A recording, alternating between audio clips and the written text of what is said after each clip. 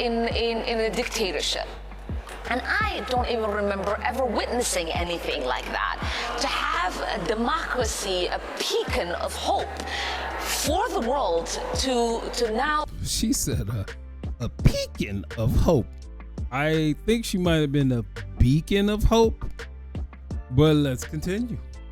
Be turned into one of the worst countries where the military are in our streets without any regard for people's constitutional rights. All right. She said they say, Ilhan Omar calls U.S. one of the worst countries. Okay, well, we have to put that in context. She said it could be one of the worst countries, right? The context from my standpoint is I've been to several countries in the world. I went to 2 countries in Africa.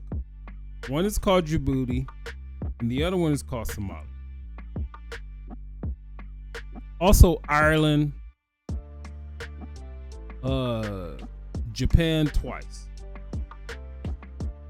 Of course, I'm in the United States. I've been to Canada a few times, been to Mexico a couple times. Somalia, you remember years ago when Donald Trump was talking about these certain countries as a shithole? Somalia will fall under that umbrella. I mean, all these luxuries that we have in the United States, like running water, I didn't see that in Somalia. I was not in a confined space in Somalia. I traipsed all over the country of Somalia. There's no running water. There was no electricity. There was very few, if any, paved roads. There were probably some. And the people that I encountered, I found them fascinating. And it's only because obviously I had never seen real Africans. They look very different than I do. And I was fascinated with them just as much as they were fascinated with me. But for some reason, their yellow eyes and the cock that they had in their mouth, which is pretty much, it almost looks like an asparagus type thing, and they were just pretty much chewing on it. It's akin to cocaine, and they just were chewing on it. That and the fact that they were carrying AK-47s around us. Of course, I was in the Marine Corps, and we were good. We heard our orders. And their yellow eyes just spoke to me in just a whole lot of ways. She's from Somalia. I'm speaking from a place of experience. Shithole country. On the coast. We came in on the coast, damn near missed the runway because the runway was so fucked up and it was so short. You know, all these things in America that we just don't have to worry about, right? And the things that she really don't have to worry about. You expect the runway to be a certain length where the plane is going to land safely, and you're not in fear of skidding off the runway from just the normal landing. Weather was fine, and all these type of things. So she comes over to this country. This country accepts her. She's a citizen. She's a congresswoman. And while she didn't call the United States one of the worst countries, the fact that she would even insinuate that the United States will become one of the worst countries. All right. Take your Somali ass anywhere else besides the United States. Go down to Mexico. See how you fare down there. Because in Mexico, there's this strange thing that they have down there. They have these people called, what is it? It escapes my memory. Oh, they're called Mexicans.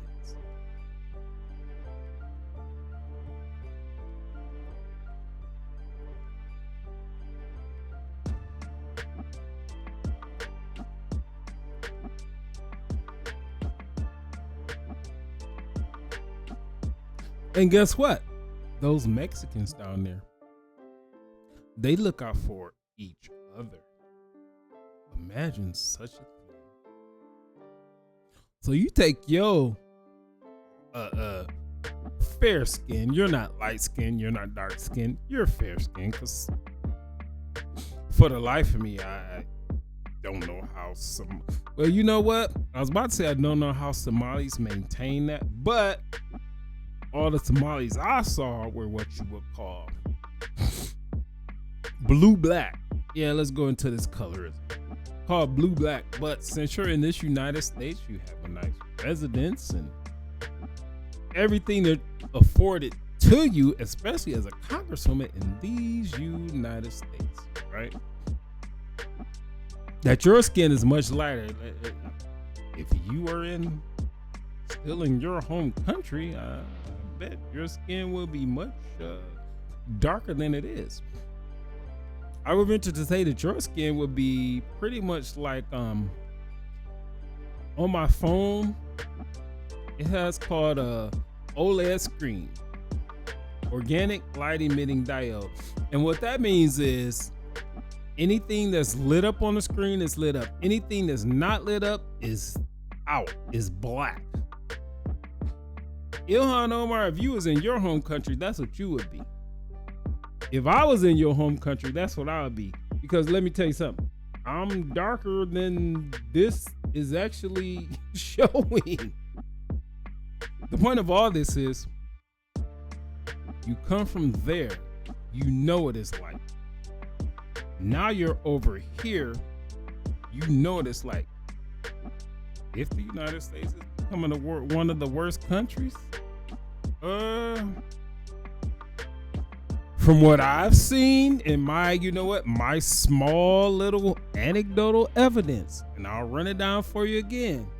In the 2 countries in Somalia, Ireland, Japan twice, Canada several times, Mexico several times, 30-something states within these United States, right? And this is just so cliche. We know it's not going to happen. But just going back to Somalia, right? Light your candles and get your water from the well, the same well where the bisons drink from. Just going back over there. Don't come over here and talk about the greatest country in the world for black folks. I ain't talking about none of this people of color and all of this bull crap. No, we just gonna say black folks. The greatest country in the world for black folks. If you're light, you're dark, you're mixed, whatever the color, which is so shallow. We should not be basing anything on just how we look, just the color of our skin, because we have no choice in it. We'll go past all of that. The point of any of this is you're protesting against these United States, which you should find that a privilege in the first place, because this is actually the only country where you can protest the way you do and not get put in a 6-foot grave. In a lot of countries, they gonna bury you in a 2-3-foot grave. You're acting entitled, and you're coming over here because it has been made so comfortable over here for you. Now, in a lot of the people that you're supposedly standing up for, they don't even fit with you. You came over here legally, because if you didn't, you would be gone. And the headlines would say a sitting U.S. Congresswoman has been deported under Donald Trump's heinous, inhumane mass deportation declaration that he made, which is the same thing that has got him reelected. But you sit up here and you talk these certain things, but you don't even have to go back to Somalia. Let me give you an example of where you can go. You can go to Chicago. Go to Chicago as just a regular person making regular money. What? We'll say the average man in this country makes $42.50, $45,000 a year. Congressperson, congresswoman. And you're in upwards of making $170,000, right? You're probably worth a couple million. We know how these things go. Go to a city like Chicago. You don't even have to go back to Somalia. Go back to a city like Chicago and make average money, live in an average place. See how you like that, right? You don't even have to go back to Somalia. You're acting entitled and they empowered you, but if we know at the end of the day, it's all about a narrative. I'll be the first, second, third, and 10th to say this is the greatest country for opportunity in the world. It is not perfect by any means. There's a million things that we have to work on. But when these people come out here and they act entitled and they just start telling outright untruth, and I'm being nice. But when they come and just start talking about outright lies, it's just some things I cannot get with. Everybody, I don't care how rich you are, how poor you are in this country, you have struggles, you have things you disagree with, that you agree with, whatever the case may be. But I will tell you this. You can make your own life. I mean, I know that sounds like a mind-blowing type thing. While you got all these progressive, liberal Democrats, but the Democrat Party has just gotten ultra radical. That's just what they are, right? And they are the party of slavery. Party of slavery. Which they have always been a party of slavery. Radicalism and all this type shit. Now, I do believe in, if you want to protest the system, whatever the system is, by all means, you need to speak up. The funny thing about all that is there are mechanisms in place to where these things will be handled and legislated and this, that, and the other. The answer is not to go throw rocks at police and law enforcement and burn up buildings that is in your own neighborhood and in your own city that eventually, somewhere down the line, that you will have to pay for. There's about 900 other things I want to talk about, but we're going to stop this one right here. If you like this video, dislike this video, comment on this video, share this video. You can also go over to YouTube and look up Mr. Info 5000. Peace.